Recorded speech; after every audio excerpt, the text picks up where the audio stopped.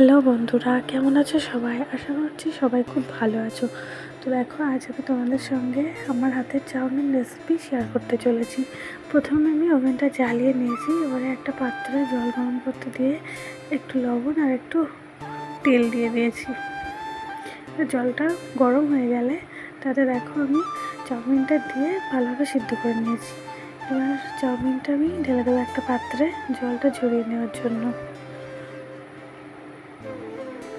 দেখো, জলটা ঝরিয়ে নিয়েছি ভালোভাবে। এবার আমি কিছুটা সবজি আর পেঁয়াজ ঝালগুলো কেটে নেব। দেখো, আমি আমার পছন্দ মতো দুটো সবজি কেটে নিয়েছি, গাজর আর ক্যাপসিকাম, আর একটা টমেটো কেটে নিয়েছি। এবার একটা ফ্রাইং প্যান বসিয়ে দিয়েছি, একটু তেল দিয়ে দেব।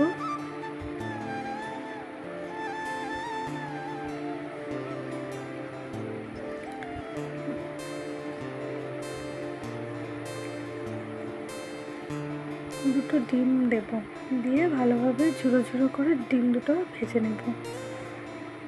একটু লবণও দিয়ে দিলাম।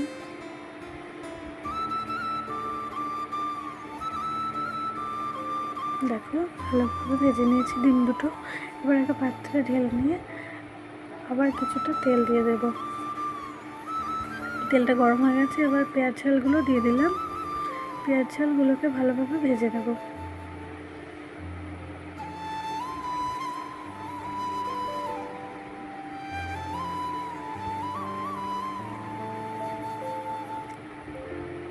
তো দেখো, পেঁয়াজ ঝালগুলো ভেজে নিয়েছি।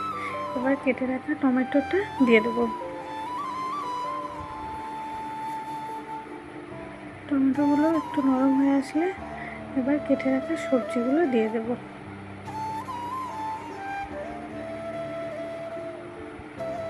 সবজিগুলো আর একটু নরম হয়ে আসলে একটু লবণ দিয়ে দিলাম।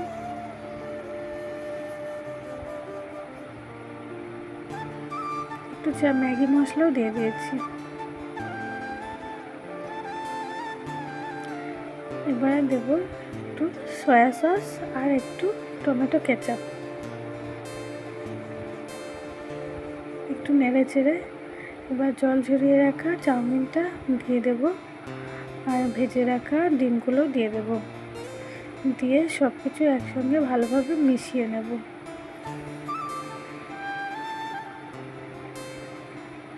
তো দেখো, আমার চাউমিন কিন্তু একদম রেডি।